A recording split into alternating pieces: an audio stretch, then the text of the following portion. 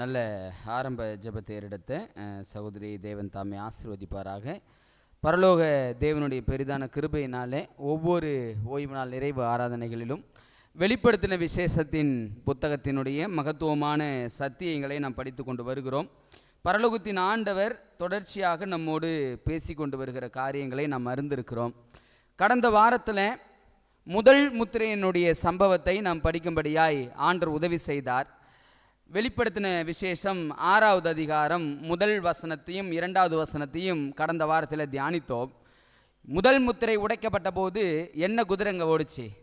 வெள்ளை குதிரை. வெள்ளை குதிரை மேலே ஒருத்தர் ஏறி இருந்தார் அப்படின்னு சொல்லி பார்த்தோம். அந்த நபர் யாருன்னு படித்தோம். யாருங்க அந்த நபர்? இயேசு கிறிஸ்து. அவருடைய தலையில் என்ன இருந்துச்சு? கிரீடம் இருந்துச்சு. கையில் என்ன இருந்துச்சு? வில் இருந்துச்சு. கிரீடம் வெற்றிக்கான அடையாளம், வில் எதற்கான அடையாளம்னு சொன்னோம்? தேவனுடைய வசனம். அதை தான் நம்ம வாசித்தோம். ஆண்டவர் இந்த ஆதி அப்போஸ்தலர் திருச்சபையின் மீது அவர் அங்கீகாரம் செலுத்தி அந்த திருச்சபை ஆளுகை செய்த போது அந்த திருச்சபை வெகுவாய் செயல்பட்டது. அந்த திருச்சபை எங்கெங்கெல்லாம் சென்றதோ அங்கெங்கெல்லாம் எது மட்டும் தான் வந்துச்சு? வெற்றி மாத்திரம்தான் வந்தது அப்படின்னு சொல்லி நம்ம போன வாரத்தில் சத்தியத்தை படித்தங்க. அப்போ நல்லா பாருங்க, இந்த வெள்ளை குதிரை வேகமாய் ஓடியது. வேகமாய் ஓடியதுனால அது செல்கிற இடமெல்லாம் வெற்றி வெற்றி வெற்றி தான். இதை பார்க்குறான் சாத்தான். பார்த்தவனுக்கு ஒரு காரியம் மனதில் தோன்றுகிறது. என்னடா இது, இந்த வெள்ளை குதிரை இவ்வளோ வேகமாக ஓடுது, இந்த வெள்ளை குதிரையினாலே செல்கிற இடமெல்லாம் வெற்றி வெற்றின்னு வருது. அப்போ இந்த வெற்றியை முறியடிப்பது எப்படி அப்படின்ற ஒரு விஷயத்தை அவன் சிந்திக்க ஆரம்பிக்கிறான். ஏன்னா அந்த வெள்ளை குதிரையினுடைய காலத்தை நாம் படிக்கும் பொழுது அது ஆதி அப்போஸ்தலர் திருச்சபை என்றும் அந்த திருச்சபை எடுத்த ஒவ்வொரு முயற்சிகளும் வெற்றியிலே முடிந்தது என்பதையும் கடந்த வார பாடத்தில் படித்தோம். இப்போ 2வது முத்திரை. 2வது முத்திரையில் என்ன குதிரைங்க வருது? சிகப்பு குதிரை இல்லை? இப்போ அந்த வெண்மையான குதிரை எப்படி சிகப்பு குதிரையாக மாறுச்சு? அந்த வெள்ளை குதிரை எதற்காக சிவப்பு குதிரையாய் மாறியது? அதனுடைய காரணத்தை தான் என்ன செய்ய போகிறோன்னா இந்த நாளில் படிக்க போகிறோம். சாத்தான் பார்த்தான், வெள்ளை குதிரையில் இருக்கிற அந்த நபர் கையில் வில் வைத்திருந்தார், தேவனுடைய வார்த்தையை வச்சிருந்தார். தேவனுடைய வார்த்தை எல்லோரையும் மேற்கொண்டது அப்படின்னு சொல்லி பார்த்தோம். அதில் ஒரு உதாரணம் பார்த்தோம். யார் அப்படின்னா ஸ்தேவான் இல்லை? ஸ்தேவானோட தர்க்கம் பண்ண எத்தனை பேர் வந்தாங்க? 4 கூட்டம் இல்லை? அந்த 4 கூட்டங்களும் தர்க்கம் பண்ணாங்க. ஸ்தேவானை ஜெயிக்க முடிஞ்சா? இல்லை. ஏன்? அவன்கிட்ட இருந்த தேவனுடைய வார்த்தை அனைவரையும் மேற்கொண்டது. அப்போஸ்தலனாகிய பவுல் ஒத்த மனுஷனாக இருந்து ஆசியா கண்டம் முழுவதுமாக அவர் என்ன பண்ணாரு? அசைத்தார் அப்படின்னு சொல்லி பார்த்தோம். காரணம் என்ன அப்படின்னா பவுலும் எதை கொண்டுதான் மேற்கொண்டாரு? வேத வசனத்தை கொண்டுதான் மேற்கொண்டாரு. அப்ப வேத வசனம் மேற்கொள்ளக்கூடியதா இருக்கிறது அப்படின்ற விஷயத்தை படித்தோம். இன்னைக்கு 2வது முத்திரை. அந்த 2வது முத்திரையில வருகிற காரியங்களை கொஞ்சம் நம்ம படிச்சு அந்த வெள்ளை குதிரை எப்படி சிவப்பு குதிரையா மாறுச்சு, சிவப்பு குதிரையாய் மாற வேண்டிய கட்டாயம் அவசியம் எங்கிருந்து வந்தது என்பதை நீங்கள் நானும் என்ன செய்ய போறோம்னா படிக்க போறோம். வெளிப்படுத்தின விசேஷம் 6வது அதிகாரம் வசனம் 3ஐயும் 4ஐயும் நாம் வாசிக்க போறோம். அங்கதான் 2வது முத்திரைக்கான காரியங்கள் துவங்குகிறது. நம்ம வாசிப்போம். வெளிப்படுத்தின விசேஷம் 6வது அதிகாரம் 3வது வாக்கியம். அவர் 2ஆம் முத்திரையை உடைத்த போது நீ வந்து பார் என்று சொல்ல கேட்டேன். நம்ம முதல் காரியத்தை படிக்கும் போதும் அப்படிதான். அந்த முதல் முத்திரை உடைக்கும் போதும் நீ வந்து பார் அப்படின்ற சத்தம் வந்துச்சு. 2வது முத்திரை உடைக்கப்படுகிறது. அந்த 2வது முத்திரை உடைக்கும் போதும் என்ன சத்தம் தான் வருது? நீ வந்து பார். என்ன பார்க்க போறாங்க? கீழே வசனத்தை வாசிப்போம். 4. அப்பொழுது சிவப்பான வேறொரு குதிரை புறப்பட்டது. அதன் மேல் ஏறி இருந்தவனுக்கு பூமியில் உள்ளவர்கள் ஒருவரை ஒருவர் கொலை செய்யத்தக்கதாக சமாதானத்தை பூமியில் இருந்து எடுத்து போடும்படியான அதிகாரம் கொடுக்கப்பட்டது. ஒரு பெரிய பட்டயமும் அவனுக்கு கொடுக்கப்பட்டது. இதுதான் 2வது முத்திரை. 2வது முத்திரை உடைக்கிறாங்க.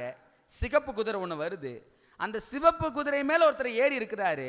இப்போ அந்த சிவப்பு குதிரை மேல் ஏறி இருக்கிற நபர் கையில் என்ன இருக்குது? ஒரு பட்டயம் இருக்குது. பட்டயம் எதற்காக வந்துச்சு? சமாதானத்தை கொடுக்கவா, சமாதானத்தை எடுக்கவா? சமாதானத்தை எடுக்கல. கொஞ்சம் என்ன செய்ய போறோம் அப்படின்னா, அந்த வெள்ளை குதிரை மேலே ஏறி இருந்தவர் யாருன்னு படித்தோம்? இயேசு கிறிஸ்துன்னு படித்தோம். ஆனால் இங்கே சிவப்பு குதிரை, இப்போ இந்த சிவப்பு குதிரை மேலேயும் ஒரு நபர் இருக்கிறாரு. இவர் இயேசு கிறிஸ்துவா அப்படின்னா இல்லை. ஏன் அப்படின்னா, நம்ம சில வாக்கியங்களை வேதாகமத்திலிருந்து என்ன செய்ய போறோம்னா வாசிக்க போறோம். முதலாம் முத்திரை உடைக்கப்பட்ட போது என்ன கலர் வந்துச்சுன்னு பார்த்தோம்? வெள்ளை குதிரை வந்துச்சு. இப்போ இரண்டாவது முத்திரை உடைக்கும் போது என்ன கலர் வருது? சிவப்பு கலர் வருது. அங்கு வெள்ளை குதிரையில் அமர்ந்திருந்தவருடைய கையில் வில் இருந்துச்சு. இங்கே சிவப்பு குதிரையின் மேல் உட்கார்ந்துருக்கிற கையில் என்ன இருக்குது? பட்டயம் இருக்குது. இப்போ அந்த பட்டயம் எதற்காக அப்படின்னா, பூமியில் சமாதானத்தை எடுத்து போடுவதற்காக, பூமியில் உள்ள சமாதானத்தை எடுத்து போடுவதற்காக தான் பட்டயம். ஆனால் வில் எதற்காக கொடுக்கப்பட்டுச்சு அப்படின்னா, ஜீவனை கொடுப்பதற்காக, சமாதானத்தை கொடுப்பதற்காக வில் இருந்துச்சு. ஆனால் பட்டயம் சமாதானத்தை கொடுப்பதற்கு அல்ல, அது மாறாக எதுக்கு இருக்குது? சமாதானத்தை எடுத்து போடுவதற்காக இருக்கிறது அப்படின்ற விஷயத்தை நீங்கள் நானும் புரிஞ்சுக்கணும். கடந்த வார பாடத்தில் வில் என்பது வேத வசனத்தை குறிக்குதுன்னு படித்தோமா? இந்த வாரம் இந்த பட்டயம் என்பது எதை குறிக்குது அப்படின்னு படிக்க போகிறோம். பொதுவாகவே பட்டயம் அப்படின்னா நம்ம எதை ஒப்பிடுவோம்? பட்டயம் அப்படின்னா என்ன சொல்லுவோங்க? தேவனுடைய வசனம் சொல்லுவல்ல. எந்த வேதாகமோ பட்டயம் என்றால் தேவனுடைய வசனம்னு சொல்லுதோ, அதே வேதாகமோ பட்டயம் என்பது வசனம் மாத்திரம் கிடையாது, அது மற்றொரு காரியத்தையும் குறிக்கக்கூடியதாக இருக்கிறது என்பதை நாம் வாசிக்கணும். ஃபர்ஸ்ட் பட்டயம் என்பது எதை குறிக்கக்கூடியதாக இருக்குது என்பதை கொஞ்சம் வாசித்துருவோம். அப்போஸ்தலர் 10வது அதிகாரம் 36வது வாக்கியம். அப்போஸ்தலர் 10:36. இந்த வாசிங்க. கர்த்தராயிருக்கிற இயேசு கிறிஸ்துவை கொண்டு அவர் சமாதானத்தை சுவிசேஷமாய் கூறி இஸ்ரவேல் புத்திரருக்கு அனுப்பின வார்த்தையை அறிந்திருக்கிறீர்களே. நல்லா கவனிங்க, இந்த வாக்கியத்தில் ஒரு மிக முக்கியமான வார்த்தையை சொல்றாங்க. என்ன சொல்றாங்க அப்படின்னா, சமாதானத்தை சுவிசேஷமாய் கூறி இஸ்ரவேல் புத்திரருக்கு அனுப்பின வார்த்தை இல்ல, ஆண்டவருடைய வார்த்தை எதை கொடுக்குமா? சமாதானத்தை கொடுக்கும். அதை தான் பைபிள் சொல்லுது. அந்த ஆண்டவருடைய வார்த்தை சமாதானத்தை கொடுக்கக்கூடியதா இருக்கிறது அப்படின்ற விஷயத்தை நம்ம புரிஞ்சுக்கிறோம். ஆனா இங்க ஒரு பட்டயம் வந்துச்சு, அது சமாதானத்தை கொடுத்துச்சா எடுத்துச்சா? எடுத்தது. அப்ப நல்லா கவனிக்கணும், ஆண்டவர் பட்டயத்தினால சமாதானத்தை கொடுப்பாரா அப்படின்னா இல்லை. அதுக்கு ஒரு உதாரணம் பைபிள் சம்பவம் இருக்கிறது. 1 சாமுவேல் புத்தகம் 17வது அதிகாரம் 47வது வசனத்தை வாசிக்க போறோம். ஆண்டவர் எப்படி சமாதானத்தை கொடுப்பாரு, ரட்சிப்பை கொடுப்பாருன்னு பாருங்களேன். கர்த்தர் பட்டயத்தினாலும் ஈட்டினாலும் ரட்சிக்கிறவர் அல்ல என்று இந்த ஜனக்கூட்டமெல்லாம் அறிந்து கொள்ளும். யுத்தம் கர்த்தருடையது, அவர் உங்களை எங்கள் கையில் ஒப்பு கொடுப்பார் என்றான். நல்லா கவனிங்க, அங்க அப்போஸ்தல புத்தகத்தில் வாசிக்கும் போது ஆண்டவருடைய வார்த்தை சமாதானத்தை தான் கொடுக்கும். ஆனா தேவன் சமாதானத்தை, தேவன் ரட்சிப்பை எப்படி கொடுக்க மாட்டார் அப்படின்னா, ஈட்டினாலும் பட்டயத்தினாலும், அதாவது பட்டயத்தினாலும் ஈட்டினாலும் ரட்சிக்கிறவர் அல்ல. இது எதுக்கு படிக்கிறோம் அப்படின்னா, அந்த சிவப்பு குதிரையின் மேல் ஒரு நபர் உட்கார்ந்து இருந்தாரு. அவர் யாருன்னு கண்டுபிடிக்கணும் அப்படின்னா அவர் கையில் ஒரு ஆயுதம் இருக்குது. அந்த ஆயுதம் தான் பட்டயம். பெரும்பாலும் பட்டயம் என்பது தேவனுடைய வசனம்னு படிச்சுதான் உங்களுக்கு எனக்கும் பழக்கம். ஆனால் அந்த பட்டயம் தேவனுடைய வசனத்தை மாத்திரம் குறிக்காது, அது மற்றொரு காரியத்தையும் குறிக்கும் என்பதற்காக தான் நம்ம வந்திருக்கிறோம். அதுல முதல் பாகத்தை படிக்கிறோம். சமாதானம், சத்தியம் எப்படி வருது அப்படின்னா தேவனுடைய வார்த்தையினால வருது. தேவன் கொடுக்கிற சமாதானம் அவருடைய வார்த்தையில் இருக்கிறதுன்னு படிச்சோமா? இப்ப அதே பட்டயம் மற்றொரு இடத்துல வருது. அந்த பட்டயம் எதற்காக வருகிறது என்ற விஷயத்தை நீங்கள் நானும் புரிந்து கொள்ள போறோம். ரோமர் 13வது அதிகாரம், ரோமர் 13வது அதிகாரம் 3வது வாக்கியத்தையும் 4வது வாக்கியத்தையும் வாசிக்க போறோம். இங்கேயும் பட்டயம் வரப்போகுது. அந்த பட்டயத்தை யார் வச்சிருக்கிறாங்க நீங்க தான் சொல்லணும், சரிங்களா? மேலும் அதிகாரிகள் நற்கிரியைகளுக்கு அல்ல துர்க்கிரியைகளுக்கே பயங்கரமா இருக்கிறார்கள். போது நிறுத்துங்க, இங்க ஒரு நபர் பேர் வருது. யாரா? அதிகாரிகள் நற்கிரியைகள் அல்ல துர்க்கிரியைகளுக்கே பயங்கரமா இருக்கிறார்கள். ஆகையால் நீ அதிகாரத்துக்கு பயப்படாதிருக்க வேண்டுமானால் நன்மை செய், அதனால் உனக்கு புகழ்ச்சி உண்டாகும். அடுத்த வசனங்க, உனக்கு நன்மை உண்டாகும் பொருட்டு. அவ தேவ ஊழியக்காரனா இருக்கிறான். நீ தீமை செய்தால் பயந்திரு. பட்டயத்தை அவன் விருதாவாய் பிடித்திருக்கவில்லை. தீமை செய்கிறவன் மேல் கோபாக்கினை வரப்பண்ணும்படி அவன் நீதியை செலுத்துகிற தேவ ஊழியக்காரனா இருக்கிறானே. பாருங்க, இங்க ஒரு நபரை 3வது வசனத்தில் அறிமுகப்படுத்தினாங்க. அதிகாரி அப்படின்னு ஒரு நபரை பயன்படுத்தினாங்க. இப்ப அந்த அதிகாரி கையில பட்டயம் இருக்குது. அந்த பட்டயத்தை நல்ல காரியத்துக்கல்ல, தீமைக்காகவே பயன்படுத்துறானா. அவன் ஒருவேளை தீமைக்காக அதை பயன்படுத்துறான், நீங்க பயப்படாதீங்க அப்படின்னு பவுல் அப்போஸ்தலன் ஒரு ஆலோசனை கொடுக்கிறார். அப்ப நல்லா புரிஞ்சுக்கணும், பட்டயம் என்பது தேவனுடைய வசனத்தை மாத்திரம் குறிப்பது அல்ல. அந்த பட்டயத்தை யார் வைத்திருப்பார்கள் அப்படின்னா, அதிகாரிகள் தங்களுடைய கரங்களில் வைத்திருக்கிறார்கள். அந்த அதிகாரிகள் பட்டயத்தை எதற்காக பயன்படுத்துறாங்கன்னா, நன்மைக்காக மாத்திரம் அவர்கள் பயன்படுத்த கிடையாது. அந்த பட்டயத்தை எதுக்கும் பயன்படுத்துறாங்க, தீமைக்கும் அவர்கள் பயன்படுத்தக்கூடும் என்ற ஒரு காரியத்தை புரிஞ்சிக்க முடியுது. இப்ப 2வது முத்திரை உடைஞ்சிச்சு. 2வது முத்திரை உடைந்த போது அங்க ஒரு நபர் சிவப்பு குதிரையில் உட்கார்ந்து இருந்தாரு. அவர் கையில் என்ன இருந்துச்சுன்னு பார்த்தோம். சரி, அந்த பட்டயம் நன்மை செய்ததா தீமை செய்ததா? தீமை செய்தது இல்ல. அது எதை எடுத்து போட்டுச்சு? சமாதானத்தை எடுத்து போட்டுச்சு. ஆனா ஆண்டவர் யாரு? சமாதானத்தை கொடுக்கிறவர். ஆண்டவர் சமாதானத்தை எடுக்கிறவர் அல்ல. அப்ப நல்லா புரிஞ்சுக்கணும், அந்த சிவப்பு குதிரையின் மேல் ஏறி இருந்த நபர் சமாதானத்தை எடுக்கிறார் அப்படின்னா அவர் தேவன் கிடையாது. அந்த பட்டயம் தேவனுடைய வசனம் கிடையாது. அது சமாதானத்தை எடுக்குது அப்படின்னா அதுக்கு தான் பவுல் அப்போஸ்தலன் ஒரு வார்த்தையை போட்டாரு, பட்டயம் அதிகாரிகளுடைய கையில் இருக்குன்னு சொல்றார். அப்ப என்ன அர்த்தம் அப்படின்னா, சிவப்பு குதிரையின் மேல் உட்கார்ந்திருந்த நபர்கள் யாரை குறிக்குதுன்னா அதிகாரிகளை குறிக்கக்கூடியதா இருக்கிறது. அந்த நபர் கையில பட்டயம் இருக்குது. அந்த பட்டயத்தை வச்சு சமாதானத்தை அல்ல, அவங்க சமாதானத்தை எடுத்து போடுகிற ஒரு சூழலை உருவாக்குகிறவர்களாய் அவர்கள் இருக்கிறார்கள் என்ற விஷயத்தை நீங்கள் நானும் புரிந்து கொள்ள வேண்டியதா இருக்குதுங்க. அப்ப நீங்க நல்லா கவனிங்க. முதல் முத்திரை வெள்ளை குதிரை, அந்த வெள்ளை குதிரை சிவப்பு குதிரையா மாறுது. எப்படி சிவப்பு குதிரையா மாறுதுன்னா, அந்த சிவப்பு குதிரை மேல ஒரு நபர் உட்கார்ந்து இருக்கிறாரு. அந்த நபர் கையில் என்ன இருக்குது? பட்டயம் இருக்கிறது. நம்ம முதல் முத்திரையை படிக்கும் பொழுது வில் என்பது தேவனுடைய வசனம்னு படித்தோம். ஆனால் இந்த 2வது முத்திரையில் பட்டயத்துக்கான வேறொரு அர்த்தம் கிடையாது. அந்த அர்த்தம் என்ன அப்படின்னா, லிட்ரலாகவே அந்த நபர் கையில் என்னதான் இருக்குது? பட்டயம் தான் இருக்குது. சரிங்க, பட்டயம் எதுக்கு பயன்படும்? புரிகிற மாதிரி கேட்குறேன். முன்னாடி காலத்தில் வாழ்ந்த ராஜாக்கள் பட்டயத்தை எதுக்கு பயன்படுத்துவாங்க? யுத்தத்திற்கு, கொலை செய்வதற்கு பயன்படுத்துவாங்கல்ல. அப்ப இந்த 2ஆம் முத்திரையில உடைக்கும் போது ஒரு நபர் உட்கார்ந்து இருக்கிறாரு, அவர் கையில பட்டயம் இருக்குதுன்னா, அப்ப இவர் எதற்காக பட்டயத்தை கையில வச்சிருக்கிறாரு? கொலை செய்வதற்கு இல்ல. சமாதானம் எங்க குறையும் அப்படின்னா, எங்க கொலை செய்யப்படுகிற சூழல் வருகிறதோ அங்க சமாதானம் குலைச்சல் ஏற்படும். அப்ப நல்லா புரிஞ்சுங்க, இந்த 2வது முத்திரையை உடைக்கும் போது அந்த சிவப்பு குதிரை மேல் இருந்தவர் யார் கிடையாது? இயேசு கிடையாது. அந்த பட்டயம் எது அல்ல? வேத வசனம் அல்ல. அந்த குதிரையின் மேல் உட்கார்ந்தவர் யார் அப்படின்னா அதிகாரிகள் அப்படின்னு சொல்லி பார்க்கிறோம். அந்த பட்டயம் வேறொரு அர்த்தம் அல்ல, அது லிட்ரல் பட்டயம் தான். அந்த பட்டயம் எதற்காக பயன்படுகிறது அப்படின்னா நபர்களை கொலை செய்வதற்காக பயன்படுத்தப்படுகிறது என்றதை நீங்கள் நானும் புரிந்து கொள்ள வேண்டியதா இருக்கிறதுங்க. சரிங்க, இப்ப இந்த சம்பவம் சரித்திரத்தில் நிறைவேறியதா? 2வது முத்திரையினுடைய சம்பவம் சரித்திரத்தில் எப்படி நிறைவேறியது? முதலாவதுனுடைய சம்பவத்தும் சரித்திரத்தில் நிறைவேறியதை பார்த்தோம் இல்ல. ஆண்டவர் அடிக்கப்பட்ட வண்ணமாய் நின்னாரு. யார் அடிக்கப்பட்டதா முதல் முத்திரையில படிச்சோம்? ஸ்தேவான். ஸ்தேவான் அடிக்கப்பட்டாரு. அடிக்கப்பட்ட மாத்திரத்தில் குதிரை வேகமாய் ஓடியது. ஓடிய குதிரை யாருன்னு படிச்சோம்? பவுல் அப்போஸ்தலன் இல்ல.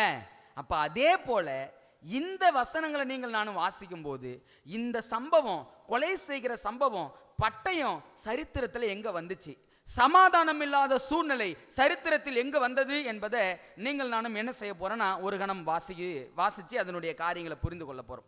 எக்ஸாக்டா இது எப்ப நடந்துச்சு அப்படின்னா கிபி 303 313 வரைக்கும், 303 313 வரைக்கும் இந்த சம்பவம் சரித்திரத்தில் அப்படியே நிறைவேறிச்சு. அந்த குதிரையின் மேல் ஒரு அதிகாரி உட்கார்ந்து இருக்கிறாருன்னு சொன்ன பார்த்தீங்களா? அந்த அதிகாரி யார் தெரியுங்களா? ரோம தளபதிகள், ரோம் அரசனுடைய தளபதிகள். ஒரு 3 தளபதிகள் இந்த 303 313 வரைக்கும் ஆட்சி செய்தாங்க. அந்த 3 தளபதியுடைய பெயர்கள் நான் சொல்றேன். டயாக்லிஷியன் அப்படின்ற நபர் தான் முதல் தளபதி, முதலாவது வந்தவர். இரண்டாவது செவிரஸ், செவிரஸ். ஃபர்ஸ்ட் டயாக்லியஸ், ரெண்டாவது செவிரஸ், மூன்றாவது நபர் பேரு மெக்மியன் அப்படின்னு சொல்லக்கூடிய ஒரு நபர். சரிங்களா? மெக்மியன் அப்படின்ற ஒரு நபர். இந்த 3 தளபதிகளும் இந்த 303 313 வரைக்கும் ஆட்சி செய்தாங்க. எப்படி ஆட்சி செய்தாங்க தெரியுங்களா? சாத்தான் பார்த்தான், வெள்ளை குதிரை ரொம்ப வேகமாக ஓடுது, ஒரு நூற்றாண்டுக்குள்ள சத்தியம் உலகமெங்கும் போய் சேர்ந்துடுச்சு, இப்போ இந்த சத்தியத்தை தடை செய்வதற்கு என்ன செய்யலான்னு யோசிச்சான். அவன் பயன்படுத்தின நபர் யார் தெரியுங்களா? இந்த 3 படத்தளபதிகளை பயன்படுத்தி அவன் என்ன செய்தான் அப்படின்னா, வெள்ளை குதிரையா இருந்த குதிரையை சிவப்பு குதிரையா மாத்தனான். எப்படி சிவப்பு குதிரையா மாத்தனான் அப்படின்னா, அன்னைக்கு வாழ்ந்த உண்மையான கிறிஸ்தவர்கள் என்ன செய்யப்பட்டாங்கன்னா உயிரோடு கொலை செய்யப்பட்டார்கள். வேத வசனத்தின் நிமித்தம் தங்களை கொலை செய்யப்படுவதற்கு ஒப்பு கொடுத்தார்கள். இந்த 3 படத்தளபதிகளும் உண்மையான கிறிஸ்தவர்களை பட்டயத்தினால் கொலை செய்து அங்கு சமாதான குலைச்சலை ஏற்படுத்தி சமாதானமாய் இருந்த அந்த காலகட்டத்தை எப்படி மாற்றினாங்க அப்படின்னா, சமாதானம் இல்லாத ஒரு சூழலுக்குள்ளாக மாற்றினார்கள். அப்ப இந்த வெள்ளை குதிரை அப்படியே எந்த குதிரையா மாறுது? சிகப்பு குதிரையா மாறுது. ஏன் சிகப்பு குதிரையா மாறுச்சு அப்படின்னா, அன்னைக்கு வாழ்ந்த உண்மையான கிறிஸ்தவர்களை சாத்தான் அவனுடைய அதிகாரிகளை பயன்படுத்தி கொலை செய்ய ஆரம்பிச்சான். இது 303 313 வரைக்கும் இந்த சம்பவம் அப்படியாக நிறைவேறியது அப்படின்னு சொல்லி நம்ம பார்க்குறோங்க. இவங்க வந்த 3 பேர் மரண தண்டனைக்கான ஆணையை கொடுத்தாங்க. மரண தண்டனைக்கான ஆணையை கொடுத்து எந்தெந்த கிறிஸ்தவர்கள்லாம் உண்மையா இருக்குன்னு நினைக்கிறாங்களோ எல்லாரும் என்ன பண்ணுங்க? கொலை செய்து போடுங்க. நம்மளுடைய காரியத்துக்கு இணங்காத அனைவரும் கொலை செய்யப்பட வேண்டும் அப்படின்னு சொல்லி அந்த 3 நபர்கள் மரண தண்டனையை விதித்து அநேகரை கொலை செய்ததுனால வெள்ளை குதிரை, குதிரை என்பது எதை குறிக்குதுன்னு படித்தோம்? திருச்சபைல குதிரை திருச்சபை. இப்ப வெண்மையாய் நீதியோடு இருந்த அந்த திருச்சபை இப்ப சிகப்பு குதிரையா மாறுது. எல்லா கிறிஸ்தவர்களும் கொலை செய்யப்பட்டு உபத்திரவப்படுத்தப்பட்டு பாடுபடப்பட்டு அவர்கள் எல்லோரும் வேதனையும் துக்கத்தையும் அனுபவித்தார்கள் அப்படின்ற சம்பவத்தை இந்த 2வது முத்திரை நமக்கு தெளிவாக சொல்லுதுங்க. இப்போ கேள்வி, அன்னைக்கு வாழ்ந்த அந்த ரோம கிறிஸ்தவர்கள், அதாவது ரோமர்கள் உண்மையான கிறிஸ்தவர்கள் உபத்திரவப்படுத்தினாங்கல்ல, எதை வைத்து உபத்திரவப்படுத்தினார்கள்? எதை வைத்து? அதிகாரம் இல்ல, அதிகாரத்தை வைத்து தான் அவங்க என்ன செய்யறாங்க? உபத்திரவப்படுத்தினாங்க. நல்லா கவனமா கவனிங்க. தேவனுடைய வார்த்தை எங்கு உண்டோ அங்கு சமாதானம் உண்டு. எந்த இடத்துல தேவனுடைய வார்த்தை இல்லாம அதிகாரம் இருக்கிறதோ அங்க எது இருக்காது? சமாதானம் இருக்காது. ஒரு உதாரணம் சொல்றேன். ஒரு சிறு பிள்ளை ரொம்ப அடம்பிடிச்சு அழுதுன்னு வச்சுங்களேன், அந்த பிள்ளையை எப்படி அடக்குவோம்? நம்ம எப்படிங்க அடக்குவோம்? அக்கா சும்மா சொல்லுங்க. ஏதாவது வாங்கி கொடுத்துருவீங்க. ஓகே, அக்கா வந்து ஏதாவது வாங்கி கொடுத்து அமைதியாக்கிடுவாங்க. ரொம்ப அடம் பிடிச்சு அழறாங்க, என்ன செய்வீங்க? அடி கொடுப்போம். அடி கொடுக்கறதுக்கு முன்னாடி என்ன செய்வோம்? அதட்டல் போடுவோம்ல, வாயை மூடுறியா இல்லையா? அங்க என்னங்க செயல்படுது? அதிகாரம் இல்ல. ஒருவேளை ஒரு குழந்தைய அதிகாரத்தில் அரட்டி மிரட்டி கீழ்ப்படிய பண்ணிடலாம், தூங்க வச்சிடலாம். ஆனால் அது நீடிக்குன்னு நினைக்கிறீங்களா? இல்லைல்ல. ஆனால் அந்த அதிகாரத்துக்கு பதிலாக தேவனுடைய வார்த்தையான அன்பை கொடுத்தோம் அப்படின்னா அந்த குழந்தை அந்த அன்பு நிமித்தம் அதை புரிஞ்சுக்குமா புரிஞ்சிக்காதா? ரொம்ப கவனமாக கவனிங்க. 2வது முத்திரையின் காலகட்டத்தில் அதிகாரம் செலுத்தோங்கியது. அதனால் அநேகர் உபத்திரவப்படுத்தப்பட்டாங்க. எங்க தேவனுடைய வசனம் இல்லாம லிட்ரல் பட்டயம் இருந்துச்சோ அந்த பட்டயம் இருந்த இடங்கள் எல்லாம் என்னாச்சு? சமாதான குலைச்சலாய் மாறியது. இன்னைக்கு தனிப்பட்ட வாழ்க்கையில் நீங்கள் நானும் யோசித்து பார்க்க வேண்டிய ஒரே ஒரு காரியம், இந்த 2வது முத்திரை நமக்கு சொல்லிக் கொடுக்கக்கூடிய பாடம், நம்முடைய தனிப்பட்ட வாழ்க்கையில் தேவனுடைய ஆவிக்குரிய பட்டயமாகிய வேதவசனம் நம்மை ஆளுகை செய்கிறதா அல்லது அதிகாரம் ஆளுகை செய்கிறதா என்பதை நீங்கள் நானும் சிந்தித்து பார்க்கணும். நானும் சில நேரங்களில் என் ஒய்ஃப்கிட்ட நான் சொன்ன காரியங்கள் எனக்கு நினைவுக்கு வந்தது, சத்தியங்களை ஆராயும் போது நினைவுக்கு வந்தது. சில விஷயங்களை சொல்லி பார்ப்போம், புரியாது. என்ன சொல்லுவோம்? நான் என்ன சொல்கிறேனோ அதை மட்டும் செய். பதில் பேச மாட்டாப்புல, ஆனால் ஆண்டவர் பேச வைக்கிறாரு. எப்படி வைக்கிறாருன்னா, இந்த சத்தியங்களெல்லாம் தியானிக்கும் போது கொண்டு வந்து வைக்கிற ஒரே ஒரு வார்த்தை, பா உன் தனிப்பட்ட வாழ்க்கையில் அதிகாரம் செயல்படுகிறதா, அன்பு செயல்படுகிறதா? ஒருவேளை நான் அதிகாரத்தை செலுத்துகிறவனா தான் நான் யார் தெரியுங்களா? ரோம சேவகன் நான். ஆனால் தேவனுடைய வார்த்தையினால் ஆளுகை செய்கிற நபராயிருந்தா நான் யாரு? உண்மையான ஒரு கிறிஸ்தவன். நீங்க சிந்திச்சு பாருங்க, நம்முடைய குடும்பங்களா இருக்கட்டும், கணவன் மனைவிக்குள்ளையா இருக்கட்டும், பெற்றோர் பிள்ளைகளுக்குள்ளா இருக்கட்டும், இல்லை மற்ற சூழ்நிலைகளா இருக்கட்டும், நீங்களும் நானும் எந்த பட்டயத்தை வாழ்க்கையில் வைத்து கொண்டிருக்கிறோம்? உண்மையாகவே ஆவியின் பட்டயமாகிய வேத வசனம் தான் என்னை ஆளுகை செய்கிறதா, அல்லது இந்த ரோமர்கள் எடுத்த அதிகாரத்தினுடைய தன்மையை நம்மளுடைய வாழ்க்கையில் ஆளுகை செய்து கொண்டிருக்கிறதா? நீங்கள் நானும் யோசிச்சு பார்க்கணும். எனக்கு தெரிஞ்சுக்க 90 வயசுங்க ஒரு ஐயாவுக்கு. அவங்க மனைவிக்கு கரெக்டாக 86 வயசு. அந்த 90 வயசுல அவரால் பேசக்கூட முடியும் சரியா. அந்த அம்மா கிட்ட கொஞ்சம் ஏதோ கேட்டிருப்பார் போல, அந்த அம்மா எடுக்கல. கட்டல்ல படுத்துக்கிறவர் அந்த அம்மாவை சொல்றாரு பார்த்து, நான் என்ன சொல்றேனோ அதை மட்டும் செய், நீ உன் இஷ்டத்துக்கு செய்யாத. அந்த அம்மா சொல்லுது, இதே போலதான் வருஷ காலமா என் வாயை அடிச்சு போட்டுறாரு. இப்ப படுக்கையில படுத்திருக்கிறார், இப்பயும் எதுதான் இருக்குது? அதிகாரம்தான். அந்த அம்மா கிட்ட போய் சொல்றாங்க அவர்கிட்ட, உங்களால எழுந்திருக்கவே முடியாது, ஆனா நீங்க என்ன அதிகாரம் செலுத்துறீங்க, என்ன செய்ய? உங்களை கல்யாணம் முடிச்சுட்டேன், என்ன செய்யறது, கீழ்ப்படிந்துதான் ஆகணும் அப்படின்னு சொல்லி அவங்க சொல்ற வார்த்தை கேட்க முடிந்தது. நீங்கள் நானும் யோசித்து பார்ப்போம், நம்முடைய வாழ்க்கையில், நம்முடைய குடும்பத்தில் எது நம்மை ஆளுகை செய்கிறது? ஆவியின் பட்டயமா, அதிகாரமா? ஆண்டவர் இந்த 2வது முத்தினுடைய சம்பவத்தை உடைத்து கொண்டு வந்ததற்கான காரணமே என்ன அப்படின்னா, அதிகாரம் இருக்கிற இடத்துல சமாதானம் இருக்கவே இருக்காது. ஆனால் ஆவியின் பட்டயமாகிய வேதவசனம் எங்க இருக்கிறதோ அங்கு நிச்சயமாக சமாதானம் உண்டு. மாம்சத்தின் கிரியைகளான இந்த கோபம், சண்டை, விரோதம், இது எல்லாம் மாம்சத்தின் கிரியைகள். இந்த மாம்சத்தின் கிரியைகள் இருக்கிற இடத்துல ஆவியின் பட்டயமாகிய வேதவசனம் இருக்க வாய்ப்பே இல்லை. அப்ப நீங்கள் நானும் சிந்தித்து பார்ப்போம், அன்னைக்கு உண்மையான கிறிஸ்தவர்கள் உபத்திரவப்படுத்தப்பட்டாங்க. ஏன் உபத்திரவப்படுத்தப்பட்டாங்க அப்படின்னா, அவங்க உண்மையான வேத வசனங்களை தங்களுடைய வாழ்க்கையில் வைத்திருந்தார்கள். அதனால் அவர்கள் உபத்திரவப்படுத்தப்பட்டாங்க. சாத்தான் பார்த்தான், இந்த ஜனங்களை விட்டா இவங்க போய் எல்லோருக்கும் சத்தியத்தை சொல்லிக்கிட்டே இருக்கிறாங்க, இவர்களால சுவிசேஷம் உலகத்தின் கடைசி பரியந்தமும் பிரசங்கப்பட்டு வருகிறது, என்ன செய்வோம் அப்படின்னா இவர்களை அழிப்பதை தவிர வேற வழியே இல்லை என்பதை அறிந்த சாத்தான் என்ன செஞ்சா அப்படின்னா, ஆவிக்குரிய பட்டயமாகிய வேத வசனத்தை எடுத்துட்டு அந்த அதிகாரிகள் கையில் எதை கொடுத்துட்டான்? லிட்ரல் பட்டயத்தை கொடுத்தான், உண்மையான பட்டயத்தை கொடுத்தான். அந்த உண்மையான பட்டயத்தை வைத்து அதிகாரிகள் அனைவரையும் கொலை செய்தார்கள். கேள்வி, அந்த அதிகாரிகள் பட்டயத்தை வைத்திருந்தாங்களே, நன்மைக்கு ஏதோ வைத்திருந்தாங்களா, தீமைக்கு ஏதோ வைத்திருந்தார்களா? தீமைக்கு ஏதுவா இல்ல. கேள்வி, நம்மளும் இன்னைக்கு சில நேரங்கள் அதிகாரங்களை செய்யறோம் இல்லைங்களா? அந்த அதிகாரம் நன்மைக்கு எதுவா இருக்கிறதா, தீமைக்கு எதுவா இருக்கிறதா எப்பயாவது சிந்தித்து பார்த்துருக்குறோமா? இந்த சத்தியத்தை நான் தியானித்து கொண்டிருந்தேன். தியானித்து கொண்டிருக்கும் பொழுது ஆண்டவர் ஒரு கேள்வி வச்சாருப்பா, உங்ககிட்ட ஆவிக்குரிய பட்டயமா, உண்மையான பட்டயமா, அதாவது வேத வசனமா, அதிகாரமா அப்படின்னு சொல்லி 2 கருத்துக்களை என் மனதில் கொண்டு வந்தார் தேவர். அந்த 2 கருத்துக்களை கொண்டு வரும்போது, ஆண்டவரே, நான் உண்மையாகவே ஆவியின் பட்டயத்தை உடைய மனிதன் தான் என்பதை நான் எப்படிப்பா புரிஞ்சுக்கிறது அப்படின்னு ஒரு கேள்வி எனக்குள்ளாக எழும்பியதுங்க. அப்ப அந்த கேள்வி எழும்புகிற பொழுது ஆண்டவர் சொன்னாரு, உன் வாழ்க்கையில நீ எடுக்கிற ஒவ்வொரு தீர்மானத்துக்கும் வேத வசனத்தை கொண்டு நீ தீர்மானம் எடுப்ப அப்படின்னா உங்ககிட்ட எது இருக்குது? ஆவியின் பட்டயம் இருக்குதுப்பா. ஆனால் உன் வாழ்க்கையில் எடுக்கிற ஒவ்வொரு தீர்மானங்களுக்கும் திட்டங்களுக்கும் உன் வாழ்க்கையில வேத வசனம் இல்லாமல் நீ ஒரு காரியத்தை செய்யற அப்படின்னா அப்போ உங்ககிட்ட என்ன இருக்குது? உண்மையான பட்டயம், அதிகாரம் என்ற கூடிய பட்டயம் இருக்குது.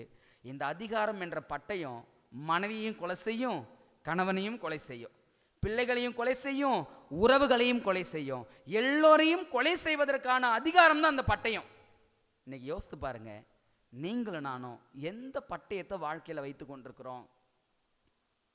அதிகாரத்தோடு இருக்கிறோமா, தேவனுடைய வசனத்தோடு இருக்கிறோமா?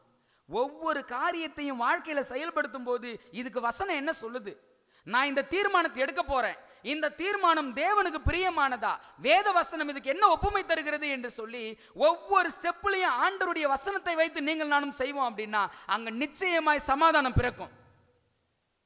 இன்னைக்கு நிறைய நேரங்கள்ங்க கிறிஸ்தவ குடும்பங்களில் சமாதானம் கிடையாது, கிறிஸ்தவர்கள் மத்தியிலே சமாதானம் கிடையாது. ஏன் தெரியுங்களா சமாதானம் இல்லை? அங்க பயன்படுத்துகிற பட்டயம் வேறா இருக்கிறது. ஆவிக்குரிய பட்டயமா இருந்துச்சு அப்படின்னா அது ஒருபோதும் சமாதான குலைச்சலை கொண்டு வராது. அது சமாதானத்துக்கு ஏதுவாக தான் நம்மளை நடத்தும். ஒருவேளை அதிகாரம் என்ற பட்டயம் உங்க கையில எங்கள் இருந்துச்சுன்னா அந்த இடத்துல நிச்சயமாய் சமாதான குலைச்சல் இருக்கவே செய்யும். அப்படியே ஒரு கணம் கண்களை மூடி நீங்கள் நானும் யோசித்து பார்ப்போம். நம்முடைய குடும்பத்தில் கணவன் மனைவிக்கு இடையில எந்த பட்டயம் இருக்கிறது? நம்ம குடும்பத்தில் பெற்றோர்களுக்கு பிள்ளைகளுக்கு மத்தியில் எந்த பட்டயம் இருக்கிறது? நமக்கும் நம்முடைய உறவுகளுக்கு மத்தியில் நாம் எந்த பட்டயத்தை செயல்படுத்தி கொண்டிருக்கிறோம்? அதிகார பட்டயமா, ஆவிக்குரிய பட்டயமா? கிறிஸ்துவுக்குள் அன்பானவர்களே, இந்த 2ஆம் முத்திரை உடைக்கப்பட்ட போது கரெக்டாக 303 313 வரைக்கும் உண்மையான கிறிஸ்தவர்கள் கொலை செய்யப்பட்டாங்க. அப்படி எப்படி கொலை செய்யப்பட்டாங்க அப்படின்னா அதிகாரத்தினால் கொலை செய்யப்பட்டார்கள். இன்னைக்கும் பல குடும்பங்களில் அதிகாரம் தலை தோங்கி நிற்கிறது. அந்த அதிகாரம் இருக்கிற வரைக்கும் குடும்பங்களில் சமாதானம் இருக்காது. நான் ஒரு நிகழ்ச்சியை பார்த்து கொண்டிருந்தேன். அது ஒரு ஆவிக்குரிய வாழ்க்கைக்கு தேவை நிகழ்ச்சி என்பதனால் நான் அதை தொடர்ந்து பார்த்துக்கிட்டே இருந்தேன். அப்போ ஒருத்தவங்க ஒரு கேள்வி கேட்டாங்க. என்ன கேள்வி கேட்டாங்கன்னா, ஒருவேளை அடுத்த ஜென்மம்னு ஒன்று இருக்குதுன்னா, கிடையவே கிடையாது, ஒரே வாழ்க்கை தான். அடுத்த ஜென்மம்னு ஒன்று இருக்குது அப்படின்னா எத்தனை பேர் இதே கணவன் இதே மனைவி உங்களுக்கு வேண்டும்னு சொல்லி நீங்கள் விருப்பப்படுறீங்க? அவங்கெல்லாம் கையை உயர்த்துங்கன்னு சொன்னாங்க. 50 பேர் இருக்கிறாங்க அந்த கூட்டத்தில். எத்தனை பேர் கையை உயர்த்திருப்பாங்கன்னு நினைக்கிறீங்க?